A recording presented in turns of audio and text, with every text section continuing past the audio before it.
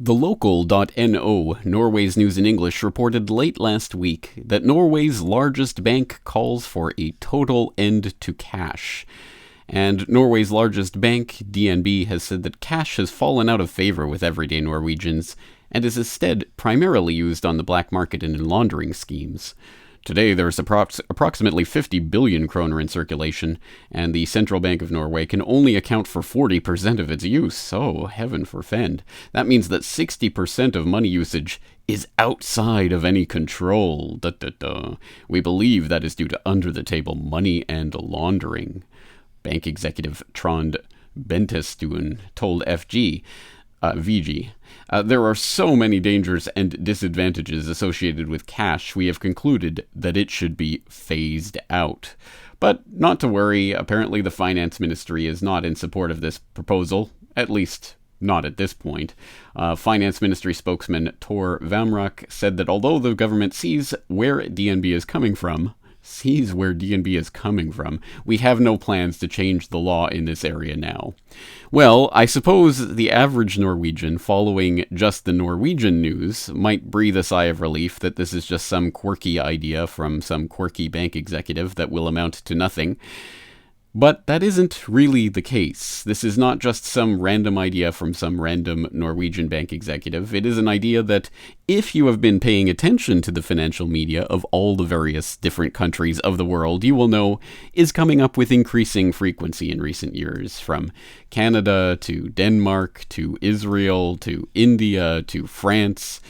Many, many other countries besides have seen various steps along the path towards the implementation of the cashless society. Now, the war on cash, this attempt to get rid of cash, to phase out cash, to have a completely controlled economy where absolutely every transaction can be tracked, traced, and under the purview of the central bank and the banksters and the bankster-controlled government puppets, well, that agenda has been rolling out for some time, and we've talked about it on the Corbett Report, time and time again, through videos and interviews and articles and radio programs. We've noted it in pop culture, from mainstream propaganda on the MSM News to TV advertisements, even to children's games. We've looked at the different reasons that they give why we must eliminate cash. Oh, it's all about drug dealing, like HSBC's drug dealing. I have another article up about that today. Tarnished by terrorism, tainted by tax evasion, just plain dirty. It carries so many germs. Oh, you use cash? Ew, icky. Not to mention it's just so outdated. Oh, you're so 20th century. Well, unfortunately, as I say, each individual nation's constituency may be forgiven for believing that their own particular system is somehow unique, because unless you are really tracking every single time this comes up, you would not really be able to see the forest for the individual tree or two that's in your way. So, in an attempt to rectify that, I've created this new article, The War on Cash, a country-by-country guide, that's going to attempt to be something like a comprehensive guide to the various ways that the cashless society is being implemented in different countries. I've already got some sort of starter pieces up here: Canada, Denmark, France, India, Israel, Norway, Sweden, just noting some various stories from these different countries, and of course, as always, links to the source documents that I'm going from, talking about how this is being implemented in different countries. But I need your help, of course. This is too much of a task for myself to do all by myself, so I would wholly and highly encourage Corbett Report members to help me out with this open source investigation. If you do have any relevant links or information to include about your country or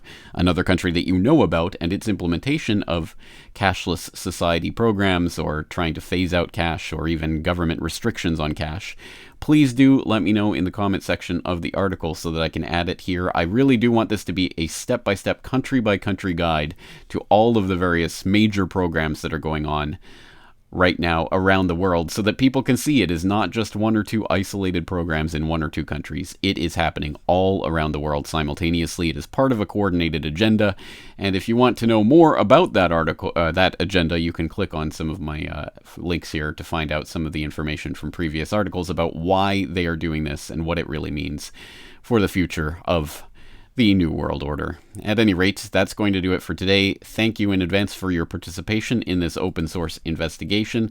The link to this article, of course, in the show notes for this video if you happen to be watching it on YouTube. Until next time, James Corbett, CorbettReport.com.